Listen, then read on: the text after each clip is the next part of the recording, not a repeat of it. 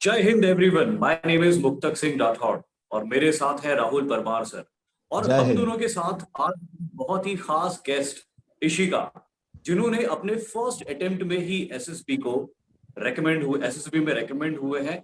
और इशिका हमारी बहुत खास गेस्ट है क्योंकि वो शक्ति बैच और शौर्य बैच दोनों की ही स्टूडेंट रह चुकी है।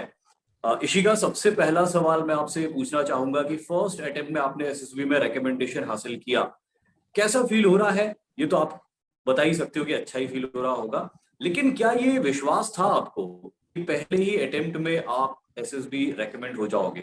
इसके बारे में क्या कहेंगे इशिका आप?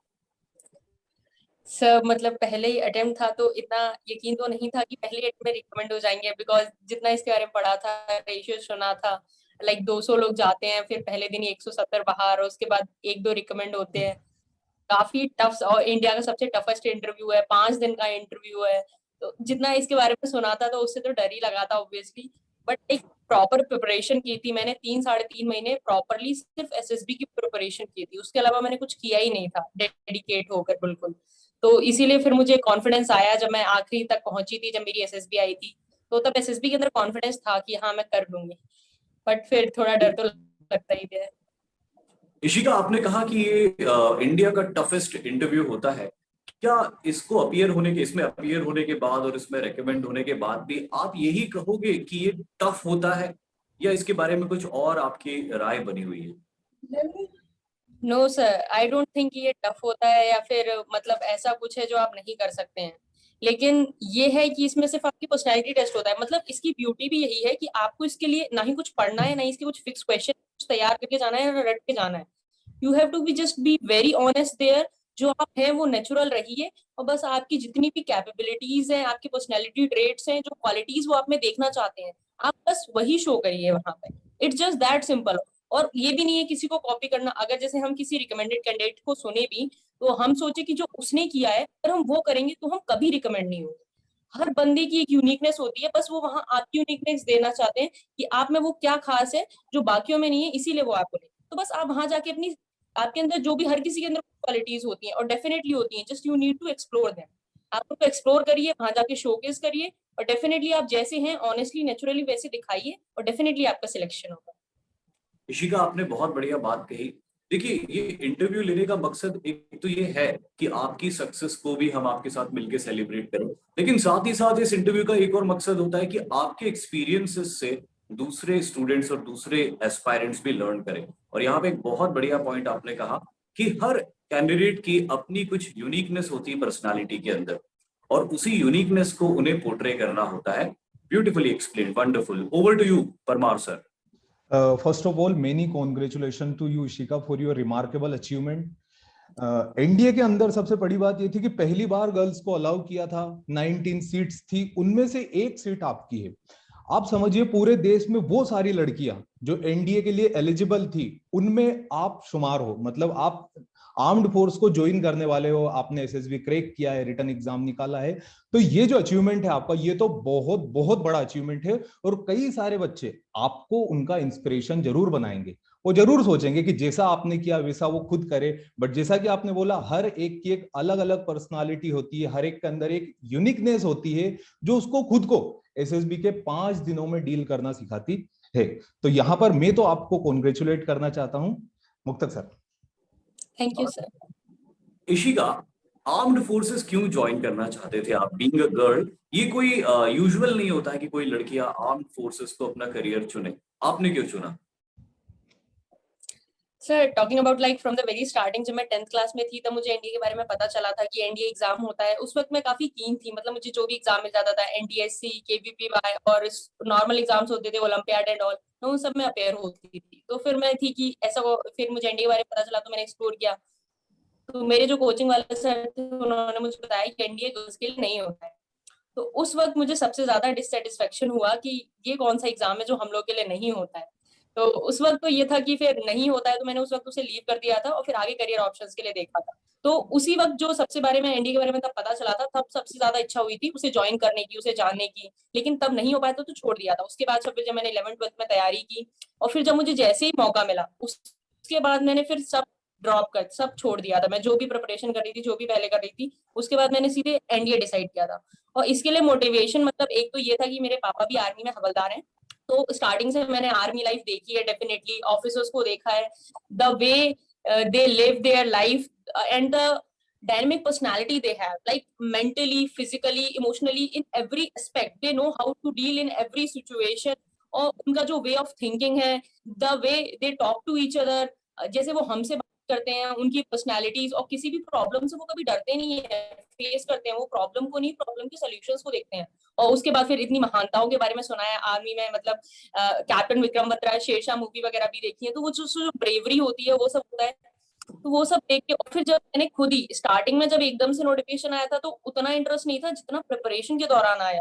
प्रिपरेशन के दौरान ही मैंने अपने आप में इतने सारे डेवलपमेंट देखे। और फिर जो एनडीए के जो 3 साल में, मतलब सबसे मोस्ट मीनिंगफुल ग्रेजुएट प्रोग्राम, जो 3 साल में मैं अपने आप को डेवलप करूंगी in every field, even in education, सारे स्पोर्ट्स, और वहां पे प्रॉपर डिसिप्लिन और हर चीज से डील करना, और आपकी कैपेबिलिटीज को हर लिमिट तक एक्सप्लोर करना। मतलब आप जो है उससे डेफिनेटली 3 साल बाद बहुत ही बेहतर इंसान निकल के आएंगे। तो मुझे बस अपने आप को 3 साल बाद उसी पर्सनालिटी, उसी यूनिफॉर्म में देखना है जो एक ऑफिसर होता है। डेफिनेटली बस मैं उस पर्सनालिटी के लिए अपने आप को इस जॉब में देखना चाहती हूँ और डेफिनेटली कुछ बेहतर करना चाहती हूँ। यानी कि इशिका, आपका जो प्राइमरी सोर्स ऑफ इंस्पिरेशन था वो आपके फादर ही थे, जिनके थ्रू आपने इस आर्म्ड फोर्सेस की दुनिया को देखा। कौन सी यूनिट है उनकी? सर 16 राजपूत। वंडरफुल, 16 राजपूत। तो ये तो बहुत ही इन्फेंट्री की यूनिट है, तो काफी आपका अलग अलग स्टेशंस पे जाना रहा होगा। और आपकी एजुकेशन भी कुछ ऐसे ही हुई होगी, ट्रांसफरेबल जॉब है ये। तो आपने भारत में कौन यस सर, कौन डेफिनेटली। अपनी एजुकेशन को पूरा किया? सर जो फर्स्ट हम पापा के साथ पोस्टिंग गए थे, that was in Shahjahanpur UP. So वहां पे मैंने अपनी normal LKG, UKG and first class किया था। उसके बाद फिर पापा ऐसी जगह जम्मू एंड कश्मीर पोस्टेड हो गए थे, तो वहां हम उनके साथ नहीं जा पाए थे, तो हम 3-3 साल के गैप में जाते थे। फिर वो 3 साल फिर मैं अपने गाँव रही थी, उसके नेक्स्ट 3 साल फिर हम लोग चंडीगढ़ गए थे, और उसके नेक्स्ट 3 साल फिर से मैं शहर में रही थी। उसके बाद नेक्स्ट 5 years के लिए चंडीगढ़ के बाद जब वापस आने के लिए, तो हम लोग, हाँ, मेरा जो, मैं जिसे अपना बेसिकली होम टाउन बताती हूँ, ग्वालियर मध्य प्रदेश में, वहां मैंने 8 to 12 अपना कंप्लीट किया था। मैंने 10th भी वहीं किया था, 12th भी। एंड जस्ट बिकॉज मुझे 10th और 12th एक ही जगह से करना था, तो नेक्स्ट पोस्टिंग जो पापा की थी हम उसके साथ नहीं गए थे। तो मेनली जो पोस्टिंग्स में गए हैं वो शाहजहांपुर और चंडीगढ़, और अभी मैं जुलाई 2021 से लखनऊ में रह रही हूँ। और जब पोस्टिंग पापा की, जब मैं 10th-12th में थी, तब वो जम्मू कश्मीर में थे, तो मैं उसमें 1 month वेकेशन के तौर पे जम्मू एंड कश्मीर घूमने गई थी। यानी कि आपने JNK घुमा है, आप चंडीगढ़ में रहे हैं, लखनऊ में आप रहे हैं, ग्वालियर आपका होम टाउन है, शाहजहानाबाद भी आप रहे हैं। तो ये जो इतना सारा आपने घूमा, आपको लगता है कि आपकी पर्सनालिटी के डेवलपमेंट में इस एक्सपोजर का कोई रोल रहा? सर डेफिनेटली, मतलब सबसे इम्पोर्टेंट रोल इसी का, सबसे बड़ी बात ये थी कि एक जो मोस्ट इम्पोर्टेंट फैक्टर होता है to being an officer and to being an good human being, social adaptability. Because हर 3 साल में मेरा पूरा एनवायरनमेंट चेंज होता था, लोग चेंज होते थे, पड़ोसी, teachers, friends, everyone got change. तो उसके लिए मैं अपने आप को, स्टार्टिंग में प्रॉब्लम्स आती थी एडजस्ट करने में, लाइक 1 साल में स्कूल में अच्छे फ्रेंड्स बन पाते थे, एडजस्ट हो पाते थे, 2 साल तक और ज्यादा अच्छे दोस्त बन पाते थे, और 3 साल तक जब दोस्ती एकदम पीक पे होती थी तो चेंज हो जाता था सब कुछ। तो उसके बाद फिर जब नेक्स्ट जगह पे जाते थे तो उतनी प्रॉब्लम नहीं आती थी, क्योंकि उसकी कंटिन्यूस आदत हो चुकी थी मुझे, मैं बस जाती थी। अब मुझे लगता है कि अगर मैं किसी से मिलती भी हूँ, मैं ट्रेन वगैरह में भी ट्रैवल करती हूँ, किसी से बात भी करती हूँ, तो just it take 1 to 2 hours और मैं उस इंसान से इंटरैक्ट करती हूँ, हम दोस्त भी बन जाते हैं, एक दूसरे के बारे में जानते भी हैं। तो इसने सोशल अडेप्टेबिलिटी फैक्टर मेरे अंदर कॉन्फिडेंस बूस्ट किया है, मैं कभी बात करने से नहीं घबराती हूँ, अपना पॉइंट रखने से। और डेफिनेटली एक्सपोजर, नई नई जगह का, नए कल्चर्स का, JNK का अलग कल्चर और चंडीगढ़ का पंजाबी कल्चर देखा हुआ है, कल्चर्स के बारे में सीखा है मैंने, और घूमने को भी मिला है। और उसके अलावा ये नई नई एजुकेशंस, और पापा जब अलग अलग जगह पे ले जाते हैं तो वहाँ अलग अलग ऑफिसर से भी मिलते हैं, अलग अलग कैंट का अलग अलग एनवायरनमेंट भी होता है, तो उससे भी काफी हेल्प मिली है। और जब हम कैंट में चेंज करते हैं तो ऐसा होता है कि सामने हरियाणा वाले लोग रह रहे हैं, बगल में पंजाब वाले रह रहे हैं, और बगल में बिहार वाले भी रह रहे हैं, ऊपर कोई और आंध्र प्रदेश से रह रहे हैं। तो ये सब चीजें जो मुझे कैंट में एनवायरनमेंट मिला है, तो मैं हर टाइप की कल्चर, हर टाइप के इंसान, सबसे डील करना इन्हीं सबसे सीखा है। इशिका, अब तो आप SSB में रेकमेंड हो गए हो, लेकिन जितना फ्लुएंटली आप आंसर्स दे रहे हो, अगर SSB से पहले भी आप मुझे मिले होते तो मैं एक बार में आपको कह देता कि आप पहली बार में रेकमेंड हो जाओगे। वंडरफुल, बहुत बढ़िया आंसर्स आपने दिए। Over to you. Parmar sir. Ishika, आपने 12th पास आउट करने के बाद एक चीज मेंशन की दैट आपने जेडबलई की भी प्रिपरेशन की थी एनडीए के साथ साथ। क्या होता अगर आपका जेडबलई निकल जाता और आईआईटी में मेंस तक आप पहुंच जाते और साथ ही साथ मतलब एडवांस तक आप पहुंच जाते, वो भी क्लियर हो जाता और एट द मीन टाइम आपका एसएसबी भी क्लियर होता, तो आप क्या चूज करते दोनों में से? इंजीनियरिंग की ये तरफ तो मूव करना या फिर एनडीए की तरफ स्विच करना? सर ये तो आपने मुझसे कॉन्फ्रेंस का क्वेश्चन पूछ लिया। अच्छा, मेरी ये आपसे कॉन्फ्रेंस। मेरी कॉन्फ्रेंस में भी मुझसे यही सवाल पूछा गया था, क्योंकि hmm because NDA was too sudden, तो हम्म डेफिनेटली मैंने एनडीए के ड्रॉप नहीं लिया था, मैंने ड्रॉप लिया था जेई के लिए। तो हम्म। उन्होंने पूछा था priority, so I was like obviously NDA sir, there is not at all choice, it's अच्छा, ऑब्वियसली एनडीए। वो तो कॉन्फ्रेंस में था, आपको पता था कि आप एसएसबी के लास्ट डे में हो, तो आप उस टाइम पर तो ऑब्वियसली एनडीए बोल रहे थे। बट मैं ये पूछ रहा हूँ कि एनडीए का एक साथ होना और साथ ही साथ एट द मीन टाइम आपका एडवांस भी क्लियर होना, तब आप क्या करते? सर जैसे कि मैंने मेंशन किया कि मेरे एनडीए के मोटिवेशन का भी वो रीजन था, आईआईटी इज गुड, आईआईटी में एक्सपोजर अच्छा है। हम्म इनफैक्ट अगर पैसे की बात की जाए तो अगर पैसे के लिए जॉब ज्वाइन करनी है तो definitely IIT is wonderful. But मैंने जो कहा, जो मुझे पर्सनैलिटी चाहिए, जो मैं अपने आप को 3 साल बाद यूनिफॉर्म में देखना चाहती हूँ और हर तरीके से अपने आप को ग्रो करना चाहती हूँ, वो आईआईटी में भी कर सकती हूँ, लेकिन एनडीए से बेस्ट उसके लिए कोई प्लेस नहीं।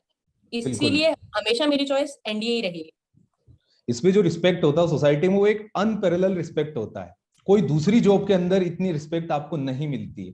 बिल्कुल सही बात है। अच्छा, एक और बात, जब आप बता रहे थे सर को कि आप कुछ दिनों तक ग्वालियर में रहे, लखनऊ में रहे, आप कश्मीर में रहे, आप चंडीगढ़ में रहे, तो जब आपने पीआईक्यू फॉर्म फिल किया था तो आपने आपका मैक्सिमम एड्रेस कहाँ का डाला था? Sir maximum address was Gwalior, क्योंकि मैं मैक्सिमम 5 साल 8 to 12 वहीं रही थी, तो इसीलिए मैंने ओके, वहीं डाला। अच्छा, आपने ग्वालियर ही फिल किया था। Okay okay. So sir, SSB की तरफ मूव किया जाए, एसएसबी से रिगार्डिंग कुछ चीजें।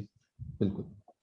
बिल्कुल, जैसा कि मैंने पहले भी कहा था कि इस इंटरव्यू का ऑब्जेक्टिव ये है कि इशिका के एक्सपीरियंस से दूसरे एस्पायरेंट्स कुछ सीख सके। तो इशिका, आपकी एसएसबी की जर्नी को हम शुरू करते हैं। पहला दिन स्क्रीनिंग, बहुत सारे कैंडिडेट्स इकट्ठा हुए, कैसा रहा और क्या आप शुरू से ही कॉन्फिडेंट थे, इसके बारे में बताइए। डेफिनेटली सर, शुरू से मतलब कॉन्फ्रेंस था बट डर बहुत था, बिकॉज मेरे लिए बिल्कुल डू एंड डाई सिचुएशन थी। मैंने अपना जेई टोटली छोड़ दिया था, मैंने प्रॉपरली इसी पे किया था कि मुझे करना है तो यही करना है। तो कॉन्फिडेंस था और थोड़ा डर भी था, उसके साथ मैं गई, लेकिन मैंने तैयारी की थी। तो जो जो टास्क थे उनके लिए कॉन्फिडेंस था, बस ओवरऑल के लिए थोड़ा डर था। लेकिन जैसे ही मैं पहुंची वहां, उसके बाद फिर हम लोगों को चेस्ट नंबर्स प्रोवाइड किए गए। तो सबसे पहले तो मेरा चेस्ट नंबर 10 था, तो सबसे पहले मेरे भी जो आसपास के चेस्ट नंबर थे, सबसे पहले मैंने उनसे अच्छी दोस्ती, क्योंकि मुझे पता था आगे यही ग्रुप मेरे काम आने वाला है, यही लोग मेरी हेल्प करेंगे और मुझे इनकी हेल्प करनी है, और डेफिनेटली ये ग्रुप टास्क है तो मुझे सबसे पहले यही करना है। तो सबसे पहले मैंने उन लोगों से अच्छी दोस्ती की, अच्छा कोऑर्डिनेशन किया और डिसाइड किया कि हम लोग ग्रुप डिस्कशन में बिल्कुल फिश मार्केट नहीं बनाएंगे, डेफिनेटली एक दूसरे की हेल्प करेंगे, सपोर्ट करेंगे, अग्री करेंगे और इजिली कंक्लूजन पे ले जाएंगे और सब कुछ स्मूथ रखेंगे। तो डेफिनेटली ओआईआर तो अलोन देना था, तो 45 के सेट्स थे, आसानी से हो गए थे वो। उसके बाद पीवीडीटी में हमें पिक्चर दिखाई गई थी। उसमें मेरी पिक्चर में ये था, एक यंग मैन था और एक उससे थोड़ा एज था, और एज जो था अपने यंग मैन जो था उसके शोल्डर पे हाथ रखा हुआ था। तो मैंने उसपे जो स्टोरी बनाई थी वो ऐसे बनाई थी कि वो 12th क्लास का स्टूडेंट है और वो जो टीचर है, वो मैथ्स टीचर है उसका, वो एनालाइज करता है कि उसकी परफॉर्मेंस डिक्लाइन हो रही है, तो वो उसे प्रॉपर्ली गाइड करता है कि उसे मॉक टेस्ट देना चाहिए, ग्रुप स्टडी करनी चाहिए और रेगुलर टाइम के साथ प्रैक्टिस करनी चाहिए, कौन सी बुक्स प्रेफर करनी चाहिए, पर्सनल डाउट भी क्लियर करता था। तो मैंने पूरा प्रोसीजर बताया कि कैसे वो डिक्लाइन हो रहा था, कैसे उसने उसे काम करने के लिए बताया, उसने उस पर काम किया, तो फाइनली उसने बोर्ड एग्जाम्स में बहुत बेहतर परफॉर्म किया। सो ये मेरी स्टोरी थी। तो ऐसे ही ग्रुप में मुझे 2-3 स्टोरी और मिल गई थी जो स्टूडेंट और टीचर पे थे। So I was like good in that कि इतना हो जाएगा। तो मुझे बस उसमें मेजोरिटी दिख रही थी और जो लोग मुझसे अग्री कर रहे थे, तो मैंने डिसाइड किया था कि फिर इन्हीं लोगों को लेके अपनी स्टोरी रख देंगे। लेकिन जब मैंने ये थीम प्रपोज करने की कोशिश की, तो आधा ग्रुप था, आधा group was agreeing with me, जो लोग मेरे साथ थे वो, लेकिन जो आधा ग्रुप था 1 to 7 8 तक, वो की स्टोरीज अलग अलग थी। तो उसमें काफी डिस्प्यूट हो रहे थे और इनफैक्ट जो फाइनल स्टोरी बनाई गई थी वो भी किसी की स्टोरी नहीं थी, जस्ट अब्रप्टली किसी ने पुट आउट किया, कोई कराटे का पॉइंट है, मैंने उसको काउंटर करने की कोशिश की कि उन्होंने कुर्ता पजामा पहना हुआ है, so it can't be a sports dress, but नहीं सुन रहे थे, तो बहुत ज्यादा केओस हो रहा था उसमें। तो मैंने डिसाइड किया कि ग्रुप को आगे बढ़ाते हैं, इसको छोड़ते हैं। मैंने डेफिनेटली अपना उसको उसी वक्त लीव कर दिया, ग्रुप से आग्रह किया, okay I will go with that. तो मैंने कराटे में अपने पॉइंट रखे, फिर मैंने कहा कि जैसे कराटे में वो अपनी डाइट पे ध्यान देता है, वो रेगुलर प्रैक्टिस करता है, एक्स्ट्रा आवर्स पढ़ाता है, अपनी स्किल्स को इम्प्रूव करता है, अपने जो अपोनेंट्स हैं उनके वीडियोस देखता है, उनसे सीखता है। तो जब ये सब हुआ, उसके बाद इनसे एग्री करने के बाद मैंने अपने पॉइंट्स उसमें ऐड कर दिए, उनकी स्टोरी भी ले ली, फिर पूरे ग्रुप ने फाइनली मुझे नॉमिनेट किया फाइनल स्टोरी देने के लिए। तो ऐसे करके ग्रुप डिस्कशन लाइक थोड़ा केओस हुआ था बट हैंडल हो गया था वो। तो उसके बाद फिर मैंने फाइनल नरेशन दिया और फिर पीपीडीटी काफी अच्छा हुआ था। और मुझे लगता है ओआईआर पीपीडीटी में सबसे ज्यादा इंपॉर्टेंट पीपीडीटी ही है आपकी रोल के लिए। तो जब मैंने पीपीडीटी अच्छे से कर लिया था तो मुझे थोड़ा भरोसा था कि मैं स्क्रीन इन हो जाऊंगी। रिजल्ट के वक्त डर लगा था बट सेकंड टेस्ट में वो मेरा अनाउंस हुआ था तो स्क्रीन इन इजीली हो गए थे। Okay, wonderful. इशिका, जब स्क्रीन आप इन हो गए और फिर आगे के 5 दिन के प्रोसीजर की शुरुआत हुई, तो एक टेस्ट होता है जिसको हम कहते हैं वर्ड एप्रिसिएशन टेस्ट। ये जो टेस्ट होता है WAT, इस टेस्ट के अंदर मेरे ख्याल से आपको 60 वर्ड्स दिए जाते हैं जिसके ऊपर आपको सेंटेंसेस बनाने होते हैं। आपने कितने अटेम्प्ट किए थे इसके अंदर? Sir all 60। All सारे? 60? Yes sir. क्या बात है। किस टाइप के वर्ड्स थे? सो वर्ड्स वाज क्वाइट सिंपल। मतलब मैंने जो प्रैक्टिस की थी उसमें मैंने नेगेटिव वर्ड्स की काफी प्रैक्टिस की थी बट उसमें मुझे काफी नेगेटिव वर्ड्स बहुत कम देखने को मिले। नॉर्मल वर्ड्स ज्यादा थे पर्सनालिटी से रिलेटेड, जैसे स्पोर्ट्स हो गया, टीचर हो गया और फियर हो गया, करेज हो गया। जितने भी मतलब पर्सनालिटी की क्वालिटीज होती है मोस्टली वही थी। और कुछ ऐसे भी थे जिनमें फैक्ट बना सकते थे और बाकी 1-2 नेगेटिव वर्ड्स थे, ज्यादा नहीं थे, जैसे क्राई हो गया और डिप्रेशन। लाइक कुछ ऐसे 2-3 वर्ड्स थे जो नेगेटिव थे बट वो स्मूथ, वो इजी था एज कम्पेयर टू जो मैंने प्रैक्टिस की। कुछ एक नेगेटिव वर्ड्स जिसके ऊपर आपने सेंटेंस बनाया हो, बताइए क्या सेंटेंस बनाए थे? फियर। यस, लाइक स्नेक था एक, तो स्नेक पे मैंने बताया था कि स्नेक का जो वेनम होता है, snake venom is used in the medicine. मैंने उसको इस तरीके से अच्छा, रिप्रेजेंट आपने किया। उसको पॉजिटिवली दिखाया, बहुत बढ़िया। अच्छा, ये जो WAT था इसके साथ साथ जो TAT हुआ था, TAT के अंदर आपने कितनी जो 2 पिक्चर्स शायद आपको दिखाई गई थी, उसमें आपका किस टाइप का आंसर था और किस टाइप की वो पिक्चर्स थी? टीएटी में सर हमें टोटल 12 पिक्चर्स दिखाई गई थी और उसमें रिस्पॉन्स काफी अच्छे थे। मतलब टैट मैंने जो अब तक प्रैक्टिस की थी, मेरी जो SSB की टैट थी वो सबसे बेस्ट थी, मतलब जो मैं कहूँ, क्योंकि मैंने उसमें सब कुछ अपना पर्सनल एक्सपीरियंस लिखा हुआ था। मतलब वो SSB टोटल पर्सनैलिटी टेस्ट है तो मैंने अपनी प्रॉपर पर्सनैलिटी एक्सप्रेस करने की कोशिश की। मैंने जो भी अपने PIQ में लिखा हुआ था कि मैंने डांस में पार्टिसिपेट किया है, मैंने खो खो में पार्टिसिपेट किया हुआ है रीजनल लेवल तक, तो मैंने खो खो का पूरा ऑर्गेनाइजेशन दिखाया था उसमें। और मैंने NDSC एग्जाम दिया तो मैंने NDSC की प्रॉपर प्रिपरेशन दिखाई थी। मेरी जो भी स्टोरीज थी सारी मोस्टली मतलब आउट ऑफ 12 8 to 9 सारी मेरी रियल लाइफ एक्सपीरियंस से थी और वो सारी मेरी PIQ से रिलेट हो रही थी, तो मुझे टैट अपना काफी सही लगा था। अच्छा, आपने NTSC का भी एग्जाम दिया, आपने NDA 1 दिया जो पहली बार गर्ल्स के लिए अलाउ किया था, आपने उसको निकाला, आपने SSB निकाला। बात यहां तक भी नहीं रुकती, जब NDA 2 अभी हुआ था आपने वो भी निकाल लिया। तो क्या आप बने हो एग्जाम्स को निकालने के लिए? कंटिन्यू आप एग्जाम्स निकालते जा रहे हो, क्या आपने सोचा है कि आपको और एग्जाम देना है? नहीं सर, डेफिनेटली ऐसा नहीं है कि मैंने सारे एग्जाम्स निकाले हैं। I had also face failures in my life. जब मैं जेई की प्रिपरेशन करती थी, आई वुडंट से मैंने फेलियर फेस किया। लाइक जेई में मेरे 90% थे बट फेलियर तो नहीं कहेंगे, काफी बेहतर हो सकता था इससे, but 90% being a general category उतना अच्छा परफॉर्म नहीं किया जितना करना चाहिए था। तो वो जो था मेरी जेई की, जिस हिसाब से मैंने प्रिपरेशन की थी उस हिसाब से एक्सपेक्टेड मार्क्स नहीं थे मेरे जेई में। तो उस वक्त मेरे को काफी डिक्लाइन फॉल हुआ था और डेफिनेटली फिर वहां से मैंने चीजें इंप्रूव करना स्टार्ट की, वहां से और मेहनत की। उसके बाद फिर एनडीए में आया और पर्सनैलिटी डेवलपमेंट पे काम किया मैंने एनडीए में, तो उसके बाद ये एनडीए का पेपर निकला हुआ। इशिका, मेरे ख्याल से फेलियर तो कुछ होता ही नहीं है, या तो हम जीत जाते हैं या हम सीख जाते हैं। आपने जेई के लिए प्रिपेयर किया, आपको ऐसा लगता है वहां पर मैं फेल हो गई, बट जेई में जो आपने मैथमेटिक्स पढ़ा वही मैथमेटिक्स आपको एनडीए में भी काम आया होगा। तो कहीं ना कहीं ऐसा चीज, पढ़ाई एक ऐसी चीज होती है कि अगर हमने एक भी पेज पढ़ा है तो पेज कहीं ना कहीं किसी ना किसी मोड़ पे किसी ना किसी सिचुएशन में हमारे काम आएगा ही आएगा। तो वही आपको जो जेई में मैथ्स पढ़ा होगा बिल्कुल आपको वो एनडीए में पेपर 1 के अंदर मैथ्स के अंदर काम आया ही होगा। तो वो बात तो है कि हम फेलियर तो कुछ होता ही नहीं है लाइफ में। दूसरा ये कि एग्जाम्स जो होते हैं वो आते रहते हैं जाते रहते हैं। हो सकता है आप जेई के लिए नहीं बने थे, आप एनडीए के लिए ही बने थे, इसलिए आपका जेई में सिलेक्शन ना हुआ हो। मुक्तक सर। एक बहुत ही बढ़िया पॉइंट आपने कहा कि एक के बाद एक इन्होंने बहुत सारे एग्जाम्स को क्रैक किया है। ठीक है, कुछ में फेलियर्स भी हाथ लगे लेकिन फिर भी बड़ी बात है इतनी सारी एग्जाम्स को क्रैक करना। इशिका, ऐसा कहीं ना कहीं इसलिए हुआ होगा क्योंकि शायद आपकी स्कूलिंग बहुत अच्छी रही होगी, आपका एजुकेशन, इनिशियल एजुकेशन बहुत अच्छा रहा होगा, आपके कॉन्सेप्ट्स और बेसिक्स बहुत अच्छे रहे होंगे। फिर भी मैं चाहता हूं कि क्योंकि आप बहुत सक्सेसफुल रहे हो अपनी लाइफ में as compare to other students, क्या तरीका होता था आपका पढ़ने का जिसकी वजह से आपको इतनी सक्सेस मिली है अर्ली स्टेज पे अपनी लाइफ में? वो शेयर कीजिए एक बार स्टूडेंट्स के साथ जो अभी तैयारी कर रहे हैं, उन्हें भी पता चले कि पढ़ाई किस तरह से की जाती है पहली बार में रिटन और सारी एग्जाम्स निकालने की।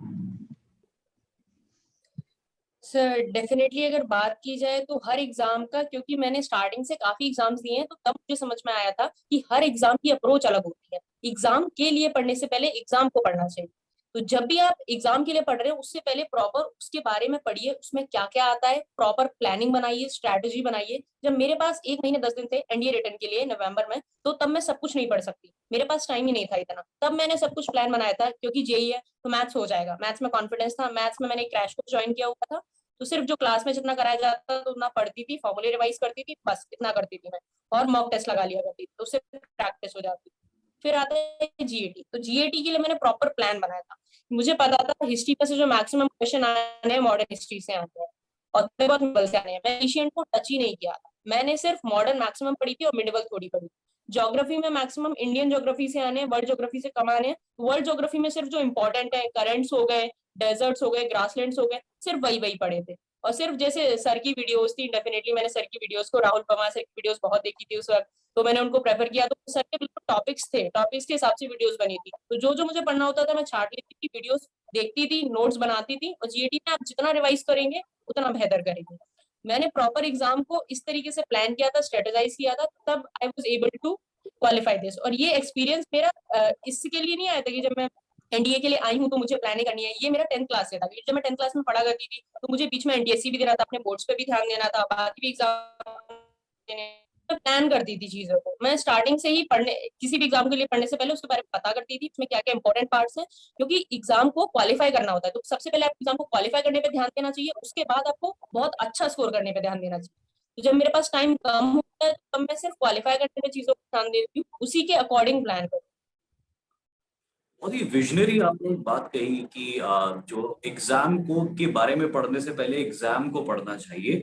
और बहुत मेरे को बहुत विजनरी बात ये लगी, और ये सारे स्टूडेंट्स को सुनना चाहिए ये बात कि वाकई में एग्जाम आपसे मांग क्या रही है उसको तो जानो पहले, उसके बाद फिर आप पढ़ाई शुरू करो। और आपकी प्लानिंग जो आपने बताई बड़ी जबरदस्त प्लानिंग थी। चलिए वापस एसएसबी की तरफ आते हैं। अब मैं बात करूंगा सिचुएशन रिएक्शन टेस्ट। कुछ सिचुएशंस जो आपको बड़ी वियर्ड सी लगी हो वहां पे, उन्हें शेयर कीजिए, और आपका रिस्पॉन्स क्या था वहां पे वो भी शेयर कीजिए।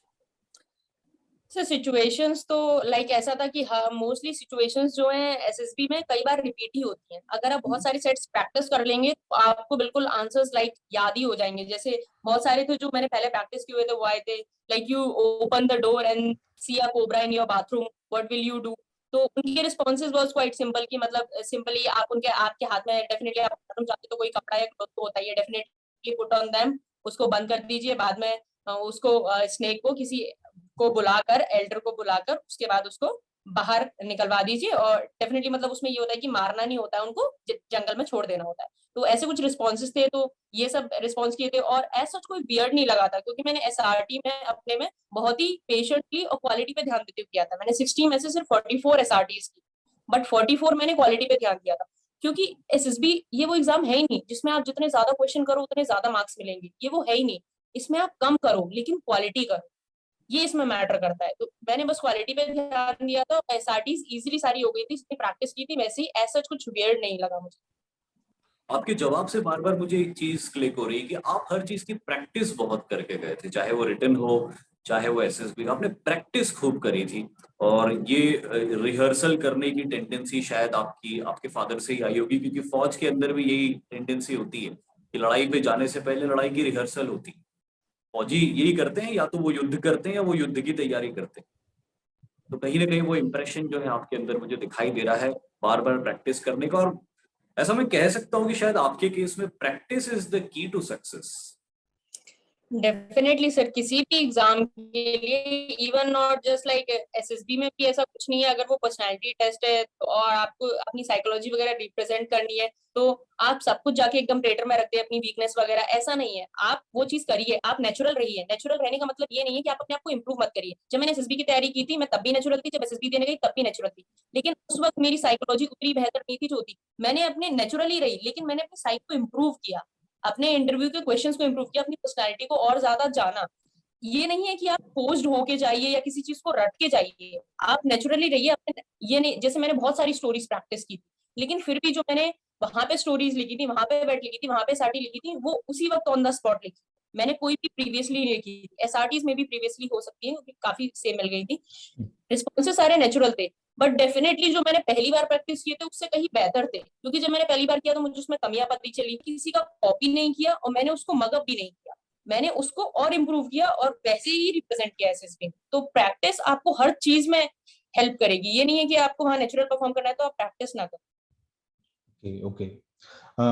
अगला क्वेश्चन मेरा ये है इशिका आपसे कि जो PYQ जो था, पर्सनल इंटरव्यू जो था आपका, उसमें आपने आपकी हॉबीज और आपका इंटरेस्ट क्या मेंशन किया था? क्या आपकी हॉबीज है, क्या आपका इंटरेस्ट है? सर बिकॉज इससे पहले, क्योंकि मैं जेई की स्टूडेंट थी, तो मैं सिर्फ पढ़ाई करती थी और पीसीएम पढ़ती थी, बस मेरी कोई हॉबी ही नहीं थी। ना मेरी कोई हॉबी थी, ना मेरा कोई इंटरेस्ट था। कोई और इंटरेस्ट अगर था? था भी तो वो कहीं जेई की प्रिपरेशन में दब चुका था, कभी उसको एक्सप्लोर करने का मौका ही नहीं मिला। तो जब मैं एनडीए में आई तो मैंने डेफिनेटली अपनी बिल्कुल स्क्रैच से स्टार्ट किया। मैंने डेवलप की हॉबीज डेवलप की, इंटरेस्ट डेवलप किया, जो भी पुरानी चीजें थी उनको दोबारा खोला, पढ़ा। जैसे मेरे को पेंटिंग पहले करना पसंद था, थ्रेड पेंटिंग, ग्लास पेंटिंग, ये सब मैं 10th क्लास में 8th क्लास में किया करती थी, जो 11th 12th में छूट चुका था। तो मैंने वो दोबारा से शुरू किया। मेरे को फिजिकल एक्टिविटी में कोई इंटरेस्ट नहीं था, क्योंकि सुबह उठ के हमारा जो मेन मोटिव होता था वो मैथ्स के फॉर्मूले पढ़ना, केमिस्ट्री पढ़ना, ये होता था। लेकिन अब फिर मैंने स्टार्ट किया, फिर मैंने जॉगिंग स्टार्ट की। स्टार्टिंग में मैं बस 1 राउंड लगा पाती थी, 1 किलोमीटर, 1.5 किलोमीटर, लेकिन आज मैं 5 से 5.5 किलोमीटर लगा लेती हूँ। डेफिनेटली मेरा टाइम भी रिड्यूस हुआ है। फिर मैंने जॉगिंग भी डेवलप की। उसके बाद मैंने हर संडे, पहले मेरे दोस्तों से भी इंटरेक्शन कम होता था क्योंकि संडे को टेस्ट चलते थे, लेकिन अब मैंने अपना टाइम दिया। संडे को मैंने एक मॉक टेस्ट अटेम्प्ट कर लिया, उसके बाद मैं अपना बाकी टाइम दोस्तों के साथ ग्राउंड जाया करती थी। हमारे सर में ग्राउंड ले जाते थे, वहां बैडमिंटन, क्रिकेट, वॉलीबॉल और इंटरैक्शन, बातें करना, हंसना, घुलना मिलना, सबसे सब कुछ किया मैंने। मैं अपने 5 से 6 घंटे बाहर में बिताती थी। शाम को बैडमिंटन खेलती थी, और मुझे अपने भाई को पढ़ाने का मौका मिलता था, मैं उसे पढ़ाती थी, उसके डाउट्स क्लियर करती थी। ये मैंने अपना टीचिंग भी हॉबी में लिखा हुआ था। और मेरे जो जूनियर्स थे, जो एनडीए की प्रिपरेशन अप्रैल वाले के लिए कर रहे थे, जो ही मेरी कोचिंग में जूनियर्स थे, तो जब भी मुझे एसएसबी की तैयारी के बाद जो भी मुझे फ्री टाइम मिलता था, मैं उनके हॉस्टल जाया करती थी। और क्योंकि मैथ्स मुझे पसंद है तो मैं उनको मैथ्स पढ़ाया करती थी। तो ऐसी मैंने बहुत सारी चीजें डेवलप की। मेरे अंदर पहले से शायद था, लेकिन वो प्रिपरेशन में बिल्कुल बंद हो चुका। तो ऐसा नहीं है कि अगर आप बहुत पढ़ने वाले हैं, आपने कोई डेवलप नहीं की, तो आप नहीं कर सकते। चीजें शुरू करिए और फिर आप अपने आप में ग्रोथ देखेंगे, पर्सनैलिटी में ग्रोथ देखेंगे। और जब तक एसएसबी आएगी, तब तक आप बहुत अच्छे लेवल तक उसको कर चुके होंगे कि आप अपने पीआईक्यू पे मेंशन भी कर सके, उसके बारे में लिख भी सके और बता भी सके। तो जो पर्सनल इंटरव्यू हुआ था आपको, उसमें यही सारी चीजों को आपने आपके हॉबीज और आपके इंटरेस्ट में बताया था? Yes sir. तो वहां पर ओवरऑल आपका एक्सपीरियंस कैसा रहा था पर्सनल सर इंटरव्यू का? इंटरव्यू इंटरव्यू का yes, experience, yes, yes. Interview का एक्सपीरियंस तो ऐसा था कि मेरा जस्ट नंबर 2 था, तो जस्ट मैंने साइक अटेम्प्ट किया था, उसी के 1 घंटे बाद मेरा इंटरव्यू शेड्यूल हो गया था। तो मैं बस वहां 1 घंटे वेट कर रही थी, मुझे वापस रूम में जाने का भी मौका नहीं मिला था। बस जस्ट नंबर 1 का चल रहा था, तब तक मैं बाहर वेट कर रही थी। और जैसे ही फिर मैं गई अंदर, तो स्टार्टिंग में जाते ही उन्होंने मुझसे सीधे 14 क्वेश्चंस का रैपिड फायर पूछ लिया जाते ही, और क्वेश्चंस थे 14। तो सीक्वेंस तो छोड़ो, मैंने बस 7-8 उल्टे सीधे सीक्वेंस में आंसर कर पाए। और मैंने काफी मेमोराइज करने की कोशिश की, बट 7-8 तक ही पहुंच पाई मैं। तो 14 तो बहुत ज्यादा हो गए थे, तो मैं नहीं कर पाई। तो किस उसके बाद टाइप फिर के मैंने क्वेश्चंस थे? सर रैपिड फायर में जो क्वेश्चंस होते हैं नॉर्मली बेसिक ही होते हैं कि आपने 8th क्लास में स्कूलिंग कैसे की है, उसके बाद आपके कितने कितने मार्क्स रहे हैं, और अगर मार्क्स कम रहे तो उनके रीजंस क्या है, आपकी फैमिली में कौन कौन है, आप उनके साथ टाइम कैसे स्पेंड करते हैं, आपके कौन 2 बेस्ट फ्रेंड्स हैं, और फ्रेंड्स का हो गया, हॉबीज क्या है, आपके इंटरेस्ट क्या है, स्पोर्ट्स क्या है। सीधे एक पूरा पीआईक्यू जो होता है, एक तरीके से वो जितने भी मैक्स में आपसे पूछ पाए, मुझसे एक ही बार में 14 क्वेश्चन पूछ लिए गए थे। तो जब मैं 7-8 तक पहुंच पाई थी, तो उसके बाद I was not able to memorize other question. So I requested the IO, please sir, can you repeat? So IO just said, no, memorize by yourself. अब उसके बाद मैंने थोड़ा प्रिटेंड किया like I am memorizing, but definitely मुझे याद नहीं आ रहा था। ऑलरेडी मैंने 7 आंसर कर दिए थे, उनके आंसर्स में देने में बिजी थी, तो 7-8 तो भूल ही चुकी थी। उसके बाद मैंने फिर कन्विंस किया, sir please can you repeat the questions, and then he agreed. Definitely अगर वो आपको एक बार मना करते तो आप हार नहीं माननी चाहिए, अपनी कन्विंसिंग स्किल्स दिखाइए वहां पे। उसके बाद वो अग्री कर गए, उन्होंने मुझे आपने 7-8 फिर दूसरे से रिपीट तरीके से किया। पूछा यही बात है उनसे? एग्जैक्टली और मैंने बिल्कुल भी मतलब ये नहीं था कि मुझे क्वेश्चंस याद नहीं आ रहे तो उस वक्त मैं घबरा गई। मैंने वो जो प्लीज भी बोला था वो पूरी स्माइल के साथ, sir please can you repeat. So वो मतलब कहते हैं ना कि वो मतलब थोड़ा मान गए थे कि बता देते हैं बच्ची को। तो उसके बाद फिर उन्होंने सारे रिपीट किए थे और मैंने सारे आंसर किए थे। उसके बाद जो क्वेश्चंस पूछे गए थे हॉबीज और इंटरेस्ट पे, मैंने काफी डीपली तैयार किया था। मैंने अपने स्पोर्ट्स वगैरह पे भी, बैडमिंटन वगैरह पे, कि बैडमिंटन में सारे लेंथ ब्रेथ वगैरह उनके जो भी एम्पायर्स होते हैं, कौन से फेमस प्लेयर्स हैं, उनकी नेशनल टूर्नामेंट्स, इंटरनेशनल टूर्नामेंट्स, और कॉक जो होती है उसमें 15 फेदर होते हैं, उसका वेट 5 ग्राम होता है, बैडमिंटन के 3 पार्ट्स होते हैं। मैंने प्रॉपर डिटेल में जाके तैयारी की थी सारे स्पोर्ट्स की, अपनी हॉबीज की, इंटरेस्ट की। बट उससे सब ऊपर ऊपर ही पूछा गया था कि Okay. बैडमिंटन आपने कब कहाँ खेला है, और खो खो में आपकी अचीवमेंट क्या रही है, खो खो में कितने प्लेयर्स होते हैं, और फाउल वगैरह पूछ लिए थे। ऊपर ऊपर से ही पूछ लिया था, तो उसमें तो मेरे को कॉन्फिडेंस था कि अगर वो डीप जाएंगे तो I was able to handle. उतना हो गया था। उसके बाद उन्होंने ज्यादा जो ध्यान दिया था वो पर्सनैलिटी पे दिया था, कि अगर मैं आपके दो, अब उन्होंने मेरे बेस्ट फ्रेंड्स के नाम पूछे तो वो मैंने बताया कि सर मेरे बेस्ट फ्रेंड का नाम राघव है। तो उन्होंने पूछा कि अगर मैं उसको कॉल करूंगा तो वो मुझे तुम्हारे बारे में क्या डिस्क्वालिटीज बताएगा और क्या क्वालिटीज बताएगा, तो वो मैंने अपनी बताई कि वो ऐसे करेगा। तो उसके बाद फिर उन्होंने मम्मी पापा के बारे में पूछा कि तुम्हारे मम्मी पापा क्या करते हैं अभी, और अभी पापा कहाँ पर हैं। और उसके बाद उन्होंने मुझसे एनडीए का ये भी पूछा था कि आपकी एनडीए को ज्वाइन करने की इंस्पिरेशन क्या है, और उन्होंने पहले ये चीज हटा दी थी कि apart from your father is an, तो एक तो उन्होंने पहले से ही हटा दिया था कि मुझे ये तो बोलना ही नहीं है, अपना बताना है कि तुम्हारा पर्सनल एक्सपीरियंस क्या था, पर्सनल मोटिवेशन क्या था। तो उसके लिए मैंने मेंशन किया था डेफिनेटली कि यूनिफॉर्म, पापा को हमेशा स्टार्टिंग से यूनिफॉर्म में देखा है तो यूनिफॉर्म से अलग ही प्यार है। उसके बाद ये सब जो मैंने पर्सनैलिटी डेवलपमेंट अपने आप में देखना चाहती हूँ वो मुझे एनडीए कैसे प्रोवाइड करेगा, और जब ऑफिसर बनने के बाद जो मैं चैलेंजेस और एडवेंचर फेस करूंगी उसमें जो मेरी ग्रोथ होगी डेफिनेटली वो मैं किसी और जॉब में जाके नहीं कर सकती। और मैं एनडीए ऑफिसर, आर्मी ऑफिसर को जॉब तो कंसिडर ही नहीं करती। It's just a total different way of life that will full of challenges and adventure and improve your personality in every aspect dynamically. तो ये सब मैंने वहां एक्सप्लेन किया। उसके बाद मुझसे फेवरेट सब्जेक्ट पूछा गया, तो ये काफी इंटरेस्टिंग था। ये लास्ट पार्ट था मेरे इंटरव्यू का। इसमें मुझसे मैथ्स के, मैंने बोला मैथ्स, तो मैथ्स मुझे लगा क्या पूछेंगे, ट्रिग्नोमेट्री के फॉर्मूले पूछ लेंगे, इंटीग्रेशन के फॉर्मूले पूछ लेंगे, सॉल्व तो करवाएंगे नहीं वहां बैठ के मुझसे। तो मैं ऐसे सोच के गई थी, लेकिन उन्होंने बोला ठीक है तुम्हारा मैथ्स फेवरेट है तो चलो तुमसे कुछ सवाल पूछते हैं। उन्होंने मुझसे पूछा रूम का एरिया बताओ इंटीग्रेट करके, तुम्हारे बगल में जो ग्लास है उसका वॉल्यूम बताओ, इस रूम की हाइट बताओ, लेंथ और ब्रेथ भी बताओ, फीट में भी बताओ, मीटर में भी बताओ, 100 मीटर दूर तुमसे एक पोल है, तुम्हें थीटा गिवन नहीं है उसकी भी हाइट बताओ। These were the practical questions and I was like, मतलब अंदर से मैं काफी अचंभित थी बहुत ज्यादा कि ये तो ना कभी सुना है ना कभी देखा है, और क्वांटिटीज भी इतनी कम दी है, थीटा भी नहीं दे रहे, मतलब प्रॉपर इन्फॉर्मेशन भी नहीं दे रहे हैं, फिर भी मुझे आंसर्स बताने।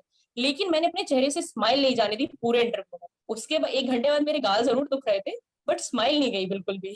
इस क्वेश्चन के बाद भी मैं स्माइल करके अटेम्प्ट दे रही थी। मैंने इस क्वेश्चन में भी अटेम्प्ट दिए थे, प्रैक्टिकली था। तो वो मैंने बता दिया था कि मैंने पहले लेंथ और ब्रेथ बताई थी, तो उन्होंने कहा तुमने कैसे किया कैलकुलेट ये बताओ। तो मैंने बताया कि सर एक जो नॉर्मल टाइल होती है 2 × 2 फीट की हो सकती है, और नंबर ऑफ टाइल्स से हम मल्टीप्लाई कर देंगे तो इजीली हो जाएगा। अगर मुझे रूम की हाइट बतानी है तो मैं अपनी हाइट के अकॉर्डिंग मेजर करूँ, पूरी आ जाऊंगी और आधी और आ जाऊंगी, तो मेरी 1.65 है तो ऐसे करके 2.23 हो जाएगी। तो वो बस ये देख रहे थे कि मैं तरीका क्या यूज कर रही हूँ। तो वही मेरे ग्लास का उन्होंने पूछा तो ग्लास का बताया था कि सर घर पे भी नॉर्मल ऐसा ग्लास होता है उसी मेजरमेंट का ये है, तो इसका 200 या 250 ml समथिंग हो जाएगा। और सन वाले का पूछा था तो मैंने उसे 3 तरीके से बता दिया था कि जो अगर इतना ही दूर है तो फिर हम हाइपोटेनियस अगर मिल जाएगा तो पाइथागोरस लगा सकते हैं। उसके अलावा सन जो होता है वो 12 बजे बिल्कुल 90 डिग्री पे होता है, तो सन जैसे जैसे एंगल चेंज करेगा उसके अकॉर्डिंग मेजर कर सकते हैं। और तीसरी चीज मैं उसका रफ डायग्राम बना लूंगी और उसे डी से मेजर कर लूंगी एंगल को। तो ऐसे मैंने 2-3 अटेम्प्ट्स दिए थे, और मैं बस वही थी कि घबराई नहीं थी, कांपने नहीं लगी थी, मैं आवाज नहीं अटक रही थी, स्माइल के साथ मैं सारे आंसर्स देती जा रही, चाहे गलत हो सही हो उस वक्त बस मैं बोलती जा रही। और एक ये भी पूछा गया था कि सन कहाँ से उगता है, तो वो मैंने बता दिया था, बट क्वेश्चन ये नहीं था मून कहाँ से उगता है, उनका नेक्स्ट क्वेश्चन ये था। तो ये एकदम फैक्ट क्वेश्चन था, आता है तो ठीक है, नहीं आता है तो नहीं है। तो ऐसे फैक्ट में अगर नहीं आता है तो कॉन्फिडेंटली से आई डोंट नो, मैंने बिना सोचे, क्योंकि मुझे पता था मुझे नहीं आता है, मैंने कह दिया I don't know sir, I will learn it later. और उसके बाद अगर आप ऐसा कभी बोलते भी है तो आपको वो क्वेश्चन तैयार करने चाहिए। मैंने वो क्वेश्चन बाद में पढ़ा था, तैयार किया था, क्योंकि कॉन्फ्रेंस में भी आपसे पूछ सकते हैं। कॉन्फ्रेंस में भी आपसे पूछ सकते हैं, बिल्कुल। एग्जैक्टली, तो मैंने वही क्वेश्चंस तैयार किए थे। और मैथ्स के प्रैक्टिकल क्वेश्चंस में मुझसे यही पूछे गए थे, तो मुझे ये जो प्रैक्टिकल क्वेश्चन थे तो उसकी वजह से ये था कि दिमाग में थोड़ा एकदम धक्का सा लग गया था कि मैंने जो आंसर दिए हैं वो इम्प्रेसिव है या नहीं है, मैं सही से बोल पाई हूँ या नहीं। तो बस मैं उसके बाद इंटरव्यू के बाद गई थी ना, मैंने अपनी ड्रेस चेंज की थी, मैंने जस्ट अपनी फाइल रखी और इंटरव्यू की ड्रेस में ही प्रॉपर जाके मैं बस सो गई। मैं 3 घंटे के लिए इंटरव्यू के बाद बस सोती ही रही। और तो उस वक्त काफी मोरल डाउन हो गया था कि इंटरव्यू रूम से बाहर निकलते ही कि मैंने क्या बोल दिया, अटेम्प्ट्स आंसर दिए हैं, सही दिए हैं, क्योंकि ये कभी मैथ्स के प्रैक्टिकल क्वेश्चन किए नहीं थे पहले। लेकिन उस वक्त मेरा ग्रुप बहुत काम आया।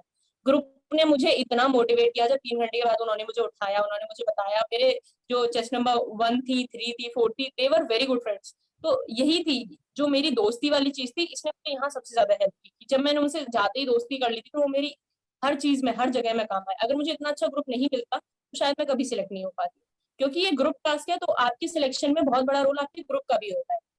उन लोगों ने मुझे मोटिवेट किया कि इंटरव्यू हो गया है, तुम्हारा साई कितना अच्छा गया है, इंटरव्यू में भी तुमने अटेम्प्ट्स दिए हैं, तो अगर खराब हुआ भी है तो उसे छोड़ते हैं, कल से जीटीओ पे ध्यान देते हैं।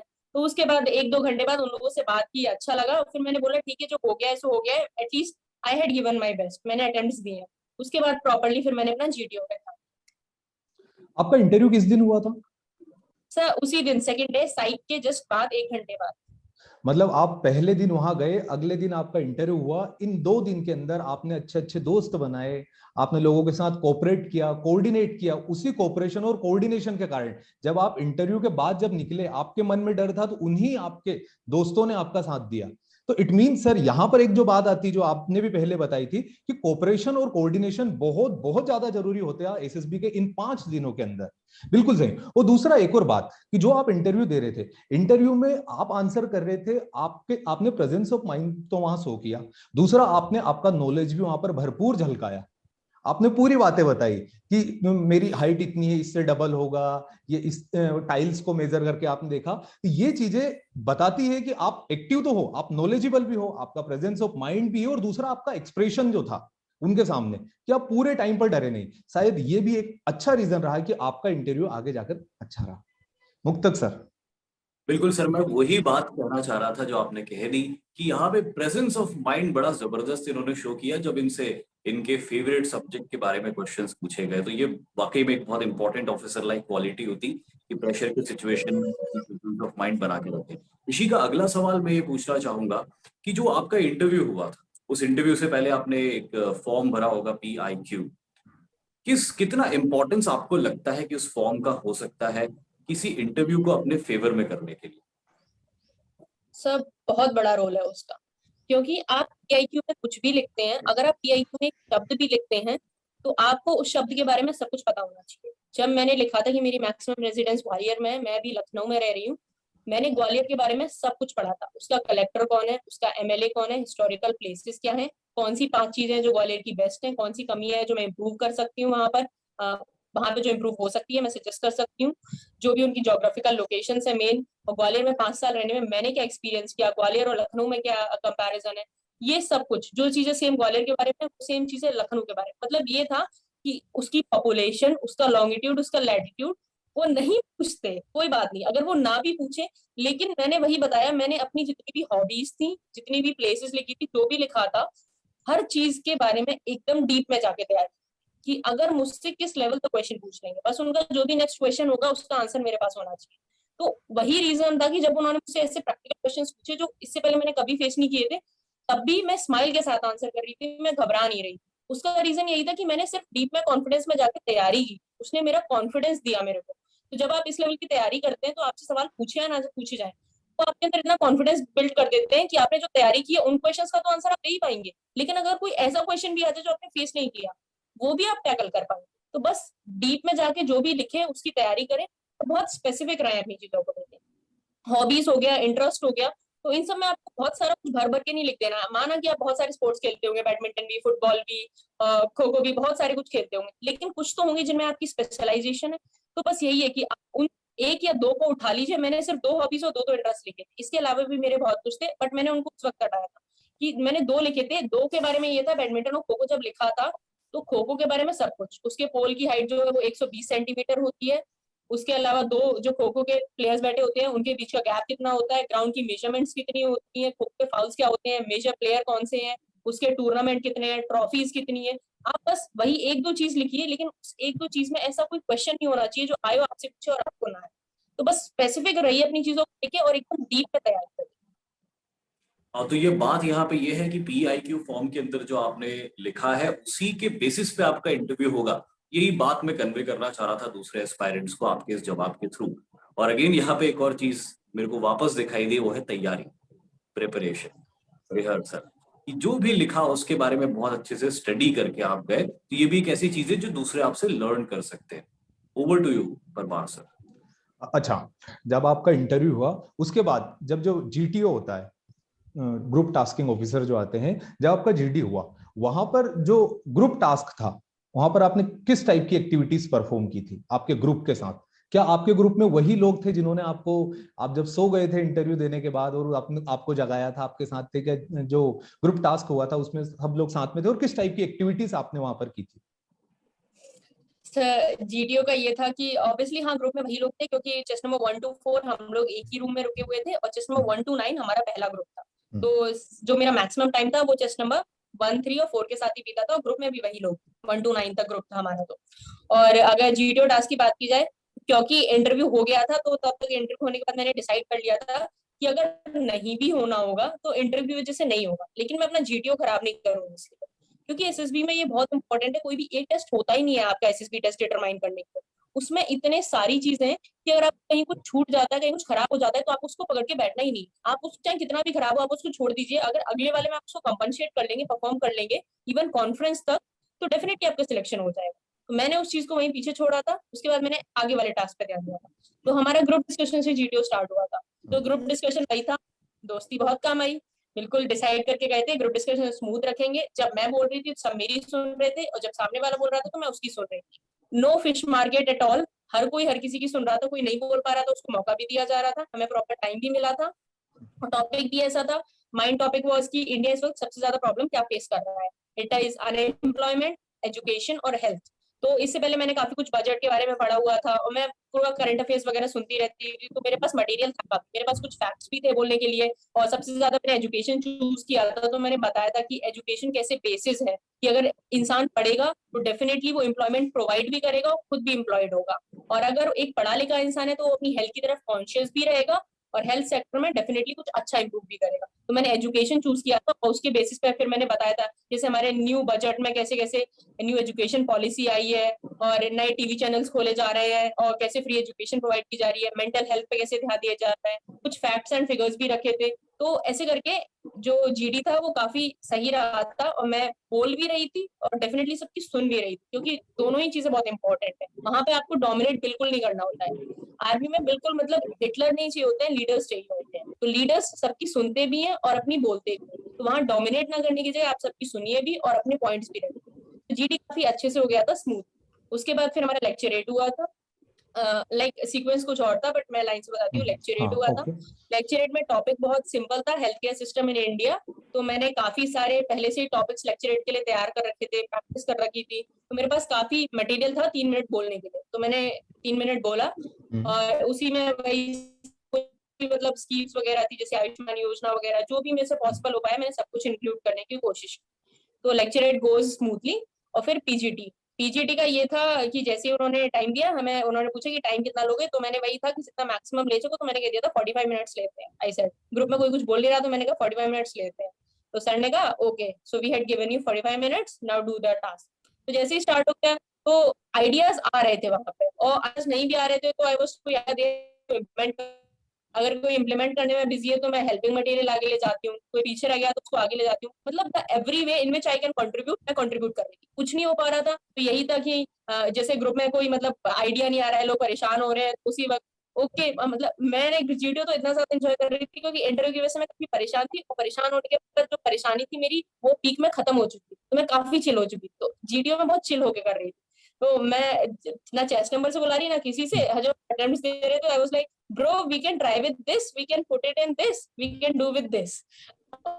ये हो रहा था, उसके बाद अगर मैं नहीं कर पा रही थी, कोई कर भी रहा था, तो I was cheering like, oh wow you did this wonderful, okay now we can try with this one also. तो मैं जिस भी तरीके से, ग्रुप की चीयर हो रहा था, मैं खुद भी रिलैक्स हो रही थी, मैं ना पिछला कोई सोच रही थी ना आगे का, और अगर हमसे कोई ऑब्स्टिकल नहीं भी हो पा रहा है तो हम सब लोग मिलकर अटेम्प्ट्स दे रहे हैं, हर तरीके से हेल्प करने की कोशिश कर रहे थे। तो बहुत इंजॉय करके मैंने अपना जीटीओ बहुत ही स्मूथली खत्म किया था।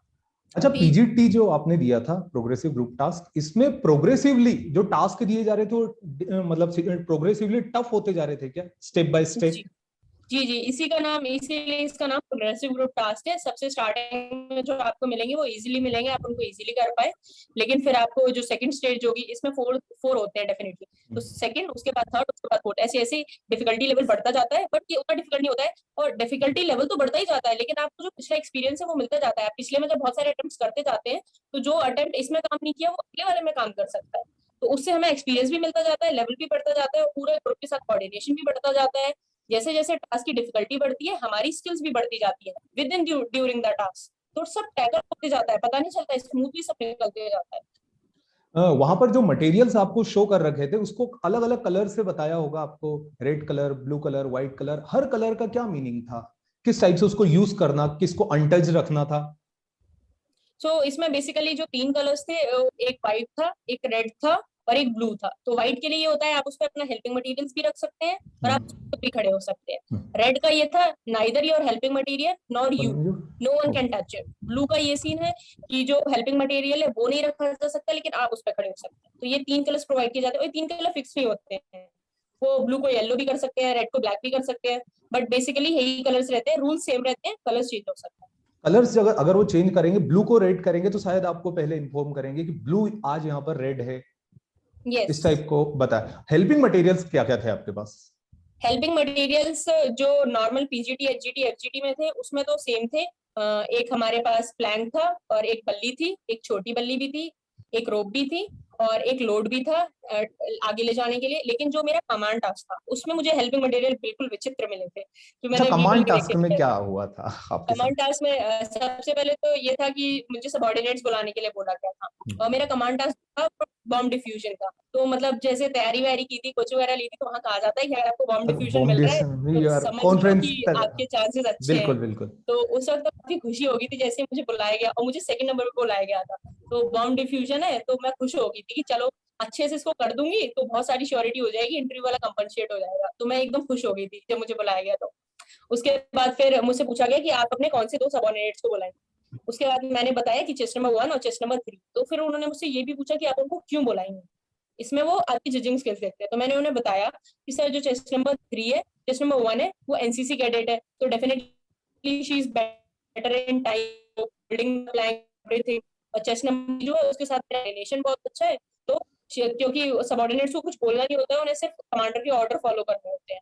तो जब मैं उसको कमांड कर रही होंगी या कुछ भी उसको बोल रही होंगी, तो वो मेरे इंस्ट्रक्शंस बहुत आसानी से समझ जाएगी, और हम अच्छे से ग्रुप में मिलकर काम कर पाए। तो फिर वो मुझे थोड़ा सेटिस्फैक्टरी लगा था। उसके बाद जैसे उन लोगों को बुलाया गया, तो उन्होंने बोला कि the moment you called your subordinates your time will start. उसके बाद फिर हमने अटेम्प्ट्स दिए। तो जैसे ही मैंने सबसे पहले अपने हेल्पिंग मटेरियल देखे, तो हेल्पिंग मटेरियल बस एक टी शेप थी, टी शेप का वो था, ऐसे बल्ली लाइक, और एक ऐसी छोटी स्मॉल वर्टिकल टी शेप का हेल्पिंग मटेरियल था, और एक रिंग प्रोवाइड की गई, सर्कुलर रिंग, और एक प्लैंक दिया गया था, और एक रस्सी थी। इस बार बल्ली, छोटी बल्ली, बड़ी बल्ली कुछ नहीं, सिर्फ ये थे। तो उससे पहले मैंने टी शेप और ये जो रिंग थी उसके साथ कभी डील नहीं किया था, तो उस वक्त थोड़ा लगा, लेकिन फिर वहाँ स्ट्रक्चर्स थे तो उनको देख के आइडिया, मैं बस जाते ही सीधे अपने हेल्पिंग मटेरियल्स थे, कुछ खुद लिए, कुछ अपने सबऑर्डिनेट्स को दिए, और जाते ही सीधे अटेम्प्ट करना शुरू कर दिया। तो ये उससे पहले मैंने स्ट्रक्चर एक बार देख लिए थे, जब तक मेरे सबऑर्डिनेट्स आ रहे थे, तो मुझे पहले वाले का आइडिया लग चुका था कि मुझे इसमें कैसे अटेम्प्ट करना है।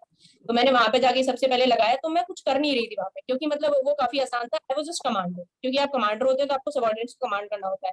तो उसके बाद मुझसे जीटीओ ने बोला भी, सो उसके बाद जैसे ही वो मैं जो बोल रही थी कर रहे थे, तो GTO said, so okay commander, you will not help your subordinates. So I said, no sir, they don't need my help, they will do it. Okay, so commander, if they don't need your help, you will not help your subordinates. So I said, no sir, I know their capabilities, definitely they will do it. तो उसके बाद फिर उन्होंने counter question नहीं किया, और मैं उनके साथ करवा दी। और उसके बाद फिर मैंने फिर जीटीओ ने 2 बार बोल दिया, तो मैंने भी जाके प्लैंक पकड़ लिया था, कर तो वो ही रहे थे। उसके बाद फिर मैंने उनसे प्लैंक वगैरह लगवाया, और क्योंकि बॉम्ब डिफ्यूजन होता है तो उसमें ये होता है कि आप सबऑर्डिनेट्स की जान खतरे में नहीं डाल सकते हैं, तो बनवाया स्ट्रक्चर उनसे था, लेकिन गई मैं खुद। उसके बाद मैं उसके ऊपर खुद गई थी, फिर मैंने बॉम्ब वहां से उठाया था। तो उसके बाद GTO said okay the structure from which you had came from is broken, वो उन्होंने मेरे लिए तोड़ दिया था। तो अब मुझे दूसरे स्ट्रक्चर से जाना था। तो उसके बाद फिर वो मैंने सबऑर्डिनेट था अपने, उसको अंदर बुलाया, उसके बाद उससे कहा कि तुम बॉम्ब को होल्ड करो और मैं वहां जाके स्ट्रक्चर बना दूं, क्योंकि second one was quite difficult. तो उस वक्त कुछ समझ में नहीं आया, पहले मैंने रोप डाल के देखी, उसमें प्लैंक लगा के देखा, बट चीजें नहीं बन रही थी, क्योंकि मेरे पास वहां सिर्फ एक होल था, उसमें यहाँ बीच में थोड़ा सा होल था ऐसे नीचे पे, और ऐसे बना हुआ था एल, उल्टा एल, और कुछ भी नहीं था कहीं पर। मुझे प्लैंक भी रखना था, मेरे पास रिंग भी थी, एक टी शेप भी था, तो कुछ समझ नहीं आया था। लेकिन मैं वहां खड़े होकर सोच ही नहीं रही थी, मेरे को जैसे ही टी मिला, अब होल है तो होल में सिर्फ टी जाएगा, रिंग तो जाएगी नहीं, प्लैंक जाएगा नहीं, मैंने बस वो टी डाल दी। अब मैं क्या कर सकती हूँ, अब मैंने रस्सी लगाई, प्लैंक लगाया, लेकिन वो अनस्टेबल हो रहा था। उसके बाद मैंने सोचा इस रिंग का क्या काम होगा, तो फिर मैंने सोचा ये रिंग स्टॉप कर सकती है, तो वो जो एल का ऊपर वाला था, जो टी था, मैंने उसके बीच में रिंग घुसा दी, और वो लकीली मतलब स्टेबल हो गया। मेरे को समझ नहीं आया कैसे हो गया, पर हो गया। उसके बाद फिर मैंने वहां पे, अब मेरे को उसे क्रॉस करना है तो प्लैंक रखा मैंने, लेकिन अब वो प्लैंक है तो एक सिर्फ टी शेप हो रहा है, तो उस पर अनस्टेबल होगा। तो फिर मैंने सोचा इसका क्या कर सकते हैं, तो फिर मैंने नीचे देखा, नीचे बहुत छोटी सी एक कील थी, बहुत छोटी सी, वो कील अंदर दबी हुई थी।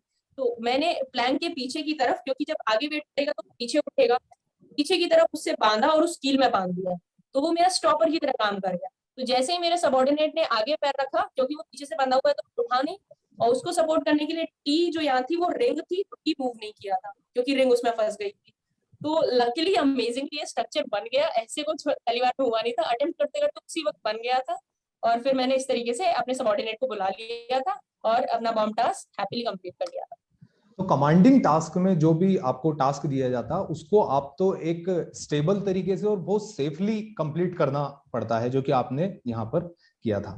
मुक्तक सर, क्वेश्चन जो शायद आपसे इंटरव्यू में पूछा गया होगा, मैं भी उस क्वेश्चन को पूछना चाहूंगा। आर्मी ज्वाइन करने के बाद, देखिए आर्मी अपने आप में एक बहुत बड़ी सोसाइटी होती है, बहुत सारे उसके अंदर आर्म्स होते हैं, आपका चॉइस ऑफ आर्म क्या होगा?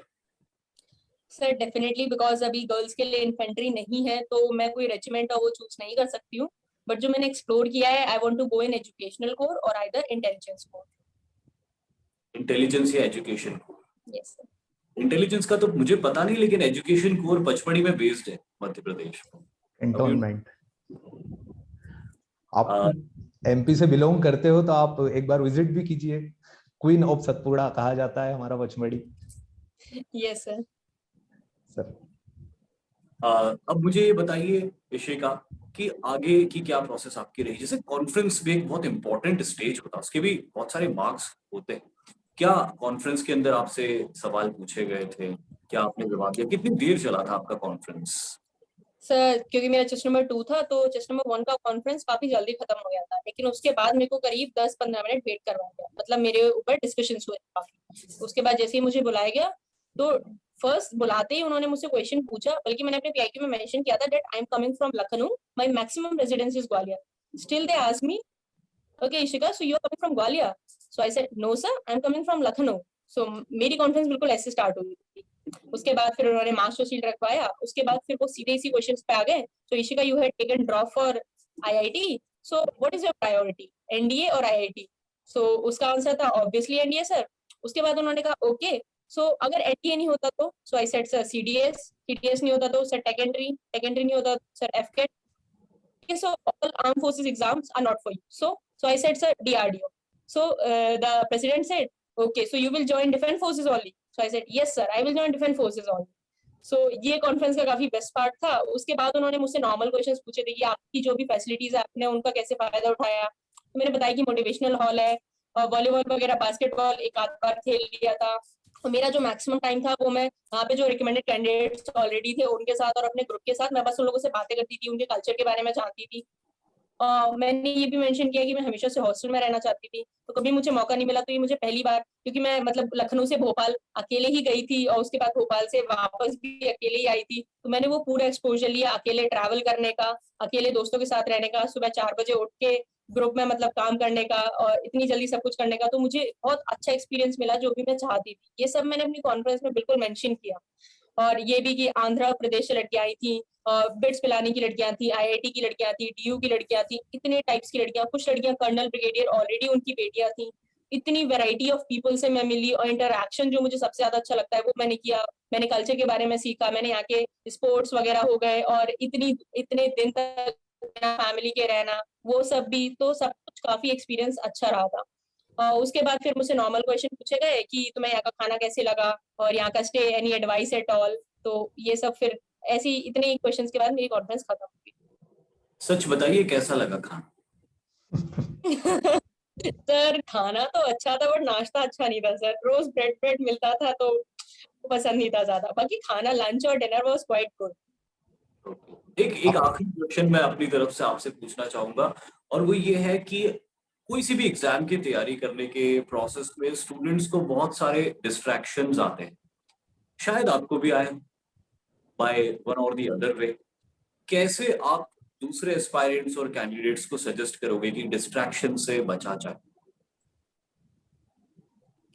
सर डिस्ट्रैक्शंस का तो ये है कि सबके साथ होता है और सबको पता होता है कि डिस्ट्रैक्शन क्या है, बस वो हिम्मत चाहिए होती है डिस्ट्रैक्शन को ओवरकम किया जा सके। तो आप अपना गोल सेम रखिए, आप अपने तरीके बदलें।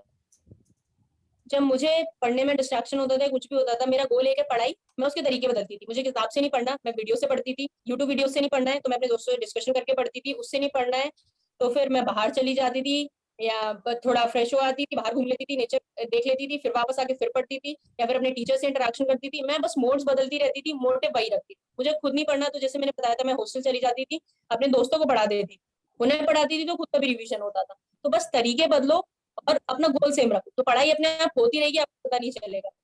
इंस्टाग्राम वगैरह भी हो गया, मैं सब कुछ करती थी। इंस्टाग्राम यूज करती थी, यूट्यूब यूज करती थी। तो यूट्यूब पे मैं अच्छे चैनल्स प्रेफर करती थी। मैं सुनती थी तो व्योन सुनती थी, करंट अफेयर सुनती थी। इंस्टाग्राम पे भी न्यूज के चैनल मैंने फॉलो कर रखे थे, और इंस्टाग्राम जब मैं खोलती थी तो SSB क्रैक वगैरह मैंने फॉलो कर रखे थे। तो कोई SRT आ जाती थी सामने, कोई वैट आ जाता था, तो मैं ऑन द स्पॉट उसी को अटेम्प्ट कर लेती। तो मैं even in the relaxing time मेरी प्रिपरेशन चली रही, हर वक्त मैं SSB था मेरा, और वही तैयारी थी। तो मैंने अपने बस तरीके बदले थे, वही चीज रखी। और जैसे मैं घर पे नहीं पढ़ पाती, मुझे समझ में आ गया था कि मैं घर पे रहूंगी तो टीवी देखूंगी, फोन चलाऊंगी, सोऊंगी, तो मैं घर पे रुकती नहीं थी। मेरी जब मैं एकेडमी ज्वाइन की थी तो उनकी लाइब्रेरी थी, तो मैं सुबह 7 बजे निकल जाती थी, 8 बजे तक लाइब्रेरी पहुंच जाती थी, और घर को रात 8 बजे ही वापस आती थी। लाइब्रेरी में फोन चलाना अलाउड नहीं था, और वहां पे कंप्यूटर था, इंटरनेट था, तो मुझे जो भी चाहिए होता था इंटरनेट से, कोई भी लेक्चर टॉपिक, GD टॉपिक, मैं वो सब थी। इंटरव्यू के क्वेश्चंस में बैठी रहती थी, सोचती रहती थी कि क्या पूछ सकते हैं, इसका काउंटर क्या हो सकता है। ऐसे ही करके मैंने अपनी 2 कॉपियां सिर्फ इंटरव्यू क्वेश्चन, GD लेक्चरेट से ही भर ली। तो मैं बस तरीके बदलती रहती थी, और जो भी मुझे डिस्ट्रैक्शन लगता था मैं उसको दूरी कर देती थी। फोन डिस्ट्रैक्शन लगता था तो मैं ऐसी जगह चली गई कि जहाँ फोन अलाउड ही नहीं है। किताब फोन से, यूट्यूब से पढ़ लो, यूट्यूब से भी ऐसे पढ़ो कि आप कंप्यूटर या लैपटॉप पे पढ़ रहे हो, ताकि आप फोन डिस्टर्ब ना करे। तो बस मैं तरीके बदलती थी और अपना काम करती रहती थी हर दिन। 2 पॉइंट्स यहाँ पे मैं कंक्लूड करूंगा आपके इस आंसर से। पहली चीज तो ये कि आपने कभी भी पढ़ाई को मोनोटोनस नहीं होने दिया, तरीके आप बदलते रहे, रिफ्रेशमेंट करते रहे बीच बीच में जाके। और दूसरी बड़ी जबरदस्त बात मुझे समझ में आई है कि आपने जिस तरह से बताया कि इंस्टाग्राम या यूट्यूब के ऊपर भी आपने उन चैनल्स को या उन ग्रुप्स को फॉलो किया जो आपकी पढ़ाई में ही मदद कर पाते थे। तो इस तरह से आपने अपनी वीकनेस को ही स्ट्रेंथ में बदल लिया था। ये बड़ी खूबसूरत बात, बहुत बढ़िया, wonderful. Over to you. Ishika, मेरा एक क्वेश्चन है आपसे फिजिकल फिटनेस से लेकर के, कि क्या SSB में फिजिकल फिटनेस की जरूरत होती है क्या? जो ग्रुप ऑब्स्टेकल टास्क होते हैं, इंडिविजुअल ऑब्स्टेकल टास्क होते हैं, उसके बाद प्रोग्रेसिव ग्रुप टास्क होते हैं, तो क्या हमें फिजिकली फिट होकर जाना पड़ता है? क्या हमको पढ़ाई के साथ साथ फिजिकल फिटनेस के ऊपर भी बहुत ज्यादा ध्यान देना पड़ता है, या फिर इक्वली ध्यान देना पड़ता है? सर इट्स नॉट लाइक कि आपको बहुत ज्यादा ध्यान देना पड़ता है, क्योंकि SSB कोई ऐसा टेस्ट नहीं है ना, वहाँ आपसे पुशअप करवाए जाते हैं, ना आपसे सेटअप करवाए जाते हैं, ना ही कोई आपसे ऐसा फिजिकल हार्ड वर्क, रनिंग वगैरह कुछ नहीं कराया जाता। अगर वहाँ फिजिकल कुछ होता भी है तो सिर्फ एक नॉर्मल 3 मिनट में 10 ऑब्स्टिकल्स करने होते हैं, उसमें भी गर्ल्स के लिए सिर्फ कंपलसरी होते हैं। तो एज सच फिजिकल रिक्वायरमेंट कुछ नहीं है वहाँ पे। लेकिन आपको अपनी हेल्थ पे डेफिनेटली ध्यान देना चाहिए, क्योंकि ये सिर्फ, जैसे मैंने अपनी हॉबी में इनफैक्ट जॉगिंग तक लिखा हुआ था, क्योंकि मैं पहले वो कुछ नहीं करती थी, फिर मैंने सब स्टार्ट किया था। तो जब आप ये सब लिखेंगे तो और इनफैक्ट मैंने ये सब नहीं किया था, लेकिन मुझसे इंटरव्यू में पूछा गया था कि आप कितने पुशअप्स करते हैं, आप कितने चिनअप्स करते हैं, कितने सिटअप्स करते हैं। तो जब आप थोड़े ही कर पाए, कम कर पाए, लेकिन जब आप इन सब चीजों पे साथ में ध्यान देते रहते हैं, क्योंकि आप, मेरा एम ये था कि एटलीस्ट SSB के लिए तो कर ही रहे हैं, लेकिन आपको NDA में जाना है, और NDA में ये सब बहुत इंपॉर्टेंट है। तो जब आप अपना एम हायर रखेंगे ना, तो आप उसके लिए भी काम करेंगे। तो मैं सिर्फ एसएसबी की तैयारी नहीं कर रही थी कि मेरा एम अभी एनडीए पहुंचना भी है, तो मुझे उसके लिए भी प्रिपेयर करना है। तो उसके लिए भी वहीं से शुरुआत की।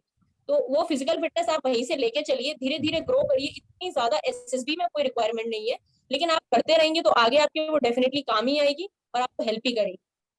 अच्छा, तो जो ग्रुप ऑब्स्टेकल रेस जो थी आपकी, जिसे स्नेक रेस बोलते हैं, आपके साथ हुई थी वो? Yes sir. कैसा एक्सपीरियंस रहा था आपका उसमें? सर वो तो बेस्ट ही था, क्योंकि मतलब उस टाइम तक ये था कि काफी टास्क हो चुके थे, तो वो लास्ट में कराई गई थी बिल्कुल 12-1 बजे, सुबह 6 बजे समथिंग से टास्क चल रहे थे। उसमें तो काफी एग्जॉस्ट भी हो चुके थे, और वो एकदम बूस्टअप करवाने के लिए होती है। तो सबसे पहले वॉर क्राई चूज करने को आ गया था, तो हमने कहा था हमारा वॉर क्राई होगा जय हिंद। तो फिर हम लोग स्टार्ट की थी हम लोगों ने, और जैसे हमने स्टार्ट की थी तो ग्रुप आगे जा रहा था, हम लोग स्नेक को भी होल्ड कर रहे थे, और मैं तो एकदम फुल जोश में चिल्ला रही थी जय हिंद जय हिंद। सब लोग मोटिवेट भी हो रहे थे, आगे बढ़ते जा रहे थे। तो जो एक इंटरेस्टिंग पार्ट था कि जब हम लोग वॉल पे चढ़े हुए थे, तो मैं वॉल पे ऐसे, मैं पहले ही चढ़ गई थी, क्योंकि हम 2 लड़कियों ने डिसाइड किया था, एनसीसी कैडेट और मैं, कि हम लोग थोड़े स्ट्रांग हैं, तो हम लोग लोगों को लिफ्ट करके ऊपर ले जाने का करेंगे, और जो लोग थोड़े फिजिकली वो है, तो उन लोगों को हम पहले ही निकाल देंगे। तो हम लोग ये कर रहे थे कि मैं ऊपर जाके बैठ गई थी, तो मैं हाथ पकड़ के ऊपर खींचने की कोशिश कर रही थी, और वो चेस्ट नंबर 1 थी, वो चेस्ट नंबर 1 नीचे से ऊपर की तरफ भेज रही थी। तो जब हम ये कर रहे थे, दीवार पे चढ़ाने की कोशिश कर रहे थे, तो उस वक्त हमारी एक टीममेट थी, उसने देखा कि हर किसी के अलग अलग जीटीओ थे, 3 जीटीओ थे वहां पे। जो सेकंड वाला ग्रुप था, उनके जीटीओ ने उन्हें मना कर दिया था कि आप वॉल को स्किप कर दीजिए। सो शी वाज लाइक, अरे हम क्यों कर रहे हैं, उनके जीटीओ ने तो मना कर दिया, चलो चलो स्किप कर दो इसको। और उस वक्त मैं इतनी जोर से चिल्लाई कि नहीं, our GTO had not said this, please come back, we will continue with it. GTO भी मुझे देख के हंस रहा था, उसके बाद हम सब लोग भी हंसने लगे थे। फिर हमने अपना वॉल कंटिन्यू किया था, और उसके बाद हमने उसे कर भी लिया था। तो ये काफी अच्छा पार्ट था। उसके बाद फिर हम लास्ट तक गए थे, और हमने कर भी लिया था, ऐसे ही मोटिवेट करते हुए, कोई गिर रहा है तो उसे आगे ले जाते हुए, क्योंकि पूरे ग्रुप की रेस थी। और पूरे अपने वॉर क्राई के साथ कंटिन्यू करते हुए, बाद में गला जरूर खराब हुआ था लेकिन बहुत इंजॉय किया था, और हमारा ग्रुप जीता भी था। अच्छा, जो ग्रुप टास्क था, यहाँ पर तो आपने ग्रुप में काम किया, कोऑर्डिनेशन के साथ काम किया। फिर जब इंडिविजुअल टास्क की बात आई, जब आपको खुद अकेले ही टास्क को कंप्लीट करना था, ऑब्स्टेकल्स को कंप्लीट करना था, वहां पर आपका एक्सपीरियंस कैसा था? आपने कौन कौन से टास्क वहां पर कंप्लीट किए थे? सर बिकॉज हमें 8 करने थे, तो I was able to do 7। उसके 7 में भी मैं जो 7th वाला अटेम्प्ट किया था, बट वो कंप्लीट नहीं हो पाया था। एक और क्वेश्चन, तो आपने स्टार्ट 1 से किया था या फिर 7 से स्टार्ट किया था? क्योंकि जैसे प्रोग्रेसिवली आगे बढ़ते जाते हैं, उनके नंबर भी बढ़ते जाते हैं। No sir, actually it's not like that कि वो 1 to 7 अरेंज्ड होते हैं, वो बहुत ओके रैंडम होते हैं। इसका ओके नंबर 2 हो सकता है, उसके आगे जो होगा उसका 5 हो सकता है। उनके ओके। जो वो बिल्कुल सीक्वेंस नहीं होते हैं, अरेंजमेंट्स बिल्कुल डिफरेंट होते हैं। तो वो पहले ही आपसे कह देते हैं 30 सेकंड पहले, जहां से चाहे वहां से स्टार्ट करें, जिस नंबर से चाहे उससे स्टार्ट करें। 30 सेकंड पहले आप वहां जाके खड़े हो जाएं, और जैसे ही 30 सेकंड बाद जैसे ही बेल बजेगी, उसके बाद आपको स्टार्ट कर देना है। आप कोई भी सीक्वेंस फॉलो कर सकते हैं। तो मैंने जो किया था, मैंने सबसे पहले कमांडो बॉक्स से स्टार्ट किया था। मैंने देख लिया था कि कमांडो वॉक मैं इजीली कर लूंगी, और उसके बाद क्योंकि मैंने डायरेक्शन देखी थी कि कमांडो वॉक के बाद जो आगे टास्क दिए हुए मेरे करने लायक है, मैं सेम डायरेक्शन में जाती रहूंगी, मेरा टाइम वेस्ट नहीं होगा कि मैं इससे इस पे जा रही हूँ फिर इससे इस पे आ रही हूँ। तो मैंने सीधे ऐसे पहले लाइन में हॉरिजॉन्टली कंप्लीट किए थे, हॉरिजॉन्टली के बाद फिर सीधे मुझे जो एक यहाँ पे टास्क मिला था वो सॉल्व किया था। फिर मैं सीधे सामने आ गई थी, क्योंकि मुझे जो रोप वाले टास्क थे उनमें दिक्कत थी कि मैं रोप अच्छे से होल्ड नहीं कर पाती, उसको मैंने बीच में उसी वक्त छोड़ दिया था। लास्ट में मैंने सबसे अटेम्प्ट किया था। फिर मैंने यहाँ पर आके स्क्रीन जब वाला था वो वाला टास्क अटेम्प्ट किया, नंबर 1 वाला अटेम्प्ट किया था। और फिर मेरे पास अभी भी टाइम था, तो फिर मैं टाइगर लीप पे गई थी, और टाइगर लीप पे जो मैंने सोचा था बिल्कुल वही हुआ। तो मैं यही पहले से प्लान करके गई थी कि रोप वाले मैं पहले नहीं करूँ, क्योंकि मैं वो पहले करती मुझे चोट लगती, मैं कोई नहीं कर पाती। तो तो इसलिए आपने मैं, टाइगर लीग परफॉर्म किया, आपने जंप किया था? हाँ टाइगर लीप में मैंने जैसे ही रोप पकड़ी, लेकिन वही थी रोप हाथ से छूटी, और मैं बिल्कुल मुंह के बल गिरी। लेकिन उसके बाद भी मतलब ये था, मेरे पास 30 सेकंड बचे थे, तो मैंने लास्ट में जाके वहां पे वो अटेम्प्ट करने की कोशिश की थी, जो जिग जैग बीम थी। वो कंप्लीट नहीं हो जिगजैग बीम। हो चुका था। लेकिन यही था कि मुझे वो जो चोट लगी थी लास्ट में, मुंह के बल गिरी थी, तो बिल्कुल वो सही चीज थी कि मैंने पहले कमांडो वॉक से शुरू किया, रोप वाले अटेम्प्ट नहीं किए, क्योंकि अगर मैं वो पहले ही कर लेती पहले ही कर लेते थे। नहीं कर पाती। तो आयो अच्छे से हो गया था जैसे मैंने सोचा था। तो आपके इंडिविजुअल ऑब्स्टिकल्स में कितने मार्क्स थे उस टाइम पर? वो तो उसी टाइम पे पता चल जाते हैं। हाँ 8 में से 7 मैंने अटेम्प्ट किए थे, 7th वाला कंप्लीट नहीं हो पाया था, 6 सक्सेसफुल हो गए। Okay okay. मुक्तक सर। इशिका, यही कहूंगा कि आपने जो भी आज इन क्वेश्चंस के आंसर्स दिए, बहुत ही क्रिस्प दिए, बहुत ही फ्लुएंट दिए। आपके दिमाग में जो क्लैरिटी थी वो बहुत जबरदस्त मुझे लगी। और जैसे मैंने कहा कि एसएसबी में रेकमेंड हो गए हो, पहले भी मिलते तो हम यही बोलते आपको कि आप तो पहली बार में रेकमेंड होंगे ही होंगे। डेफिनेटली मैं आपको कंग्रेचुलेट करना चाहूंगा एक बार फिर से, और आप जाइए सेना में और अपने परिवार और देश का सबका मान बढ़ाइए। Thank you sir. इशिका, मेरा एक क्वेश्चन है आपसे इसी चीज के रिगार्डिंग कि एसएसबी ने मतलब एनडीए ने पहली बार गर्ल्स को अलाउ किया था, तो आप क्या कहना चाहेगी इंडिया में गर्ल्स के लिए कि क्या उनको एनडीए ज्वाइन करना चाहिए? एनडीए ही नहीं, कोई सी भी आर्म्ड फोर्स हो, वो एनडीए हो, सीडीएस हो, एफकेट हो, सीएपीएफ हो, क्या उनको ज्वाइन करना चाहिए? क्या फायदे हैं? किस तरीके से वो हेल्प कर सकती है कंट्रीज की, हमारी कंट्री की? कुछ आप बताएंगे इस बारे में? Yes sir. तो सबसे पहले वुमेन्स की डिफेंस फोर्सेस में बहुत ज्यादा आवश्यकता है, क्योंकि 10% ओनली वुमेन ऑफिसर्स हैं out of 100%, 90% are still male. So there is a need of requirement that we have to join the defence forces. और जब हमारे लिए एनडीए पहली बार हमें मौका दिया गया है, तो this is the time that we can prove कि अब तक जो हमें मौका नहीं दिया गया था वो सही नहीं था, और हमारी जो 19 सीट्स हैं वो भी आगे बढ़ाई जाए। तो वो तभी होगा जब हम एक्टिवली पार्टिसिपेट करेंगे, अपनी परफॉर्मेंस परफॉर्म करेंगे वहां, और उनको ये भरोसा दिलाएंगे कि हम कर सकते हैं। हमें ये चांस इसीलिए दिया गया है। और रही बात कि कुछ जो सिविलियंस होते हैं, मतलब जिनका फैमिली बैकग्राउंड आर्मी नहीं होता है, उन लोगों को लगता है कि सिर्फ आर्मी में, डिफेंस में सिर्फ वॉर्स होती हैं। ऐसा नहीं होता है।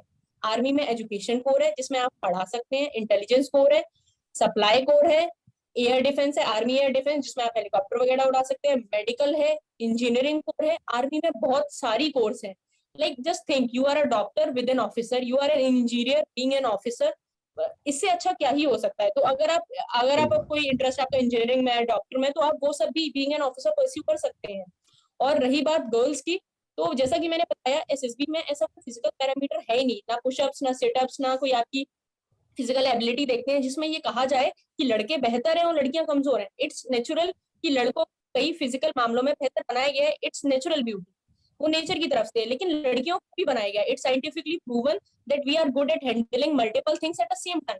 आप अपनी मम्मी को ही देख लीजिए, घर पे वो पापा को, बहन को, भाई को सुबह एक साथ सबको हैंडल कर लेती है। हम लोगों का, अगर मैं एग्जाम्पल के साथ बात करूं, तो जो टी पिकिंग होती है, चाय की पत्तियों की पिकिंग होती है, वो भी वुमेन से कराई जाती है, because womens are so patient. उनकी जो सहनशीलता होती है वो बहुत ज्यादा होती है। तो ये सब चीजें हैं, और ये सब अब आजकल के वॉर की बात की जाए तो वो प्रॉक्सी वॉर होती है। आजकल सामने से कोई वॉर नहीं होती है। रशिया यूक्रेन को देखा जाए तो अगर हम, क्योंकि इंडिया अब सुपर पावर बनने की ओर है, तो हम लोग इतने इन्फ्लुएंशियल है कि कोई हम पे डायरेक्ट हमला नहीं करेगा। जो भी वॉर चलती है वो दिमाग से चलती है। तो जब दिमाग की बात आती है तो डेफिनेटली वुमेन्स भी उसमें बहुत बेहतर परफॉर्म कर सकती हैं। अगर हम आईटी सेक्टर में इतना अच्छा कर सकते हैं, मेडिकल सेक्टर में इतना अच्छा कर सकते हैं, तो डिफेंस में क्यों नहीं कर सकते? Definitely this is the time, we had given our chance and we will prove it. सुन लिया गर्ल्स सभी लोगों ने ये। सॉरी आपको इंटरप्ट कर रहा हूँ मैं यहाँ पे, बहुत ही बढ़िया इन्होंने बात करी है कि आज का जो वॉरफेयर है वो सिंपली कॉम्बैट के ऊपर बेस्ड नहीं है। जैसे इन्होंने कहा था, तो मैं उसके लिए एक और टर्म यूज करता हूँ, हाइब्रिड वॉर। ये हाइब्रिड वॉर जो होता है, ये साइबर वॉर से लेके, टेररिज्म से लेके, एक्चुअल कॉम्बैट से लेके, नैरेटिव्स के वॉर तक होता है। और बहुत बढ़िया इन्होंने बात कही है कि पुरुष सिर्फ प्रोसेस ऑफ इवोल्यूशन में फिजिकली ज्यादा स्ट्रेंथ रखता है, लेकिन अब क्योंकि वॉर मल्टीपल डायमेंशंस में लड़ा जा रहा है, इसीलिए इसमें जीतने के लिए औरतों का, फीमेल्स का भी उतना ही कंट्रीब्यूशन लगेगा जितना कि मेल्स का किसी जमाने में वॉरफेयर में लगा करता था। बिल्कुल। हाँ, मैं ये बोलना चाह रहा था कि जितनी भी गर्ल्स इस इंटरव्यू को देख रहे हैं, इस बात को ध्यान से सुने जो इशिका ने बताई थी अभी, और फॉलो करें कि हर सेक्टर में जहां लड़की आगे बढ़ रही है, डिफेंस में भी लड़कियों को आने की बहुत ज्यादा आवश्यकता है, क्योंकि 10% ही है, तो उसको इक्वल भी लाना है हमें। ओके इशिका, इस पॉइंट पे हम इस इंटरव्यू को यहाँ पे एंड करते हैं। It was really wonderful to have spoken to you. बहुत ही अच्छा लगा आपसे बात करके, and all the best, many more to come. ये तो शुरुआत है, many more to come in your career. Thank you so much sir. जय हिंद। जय हिंद सर।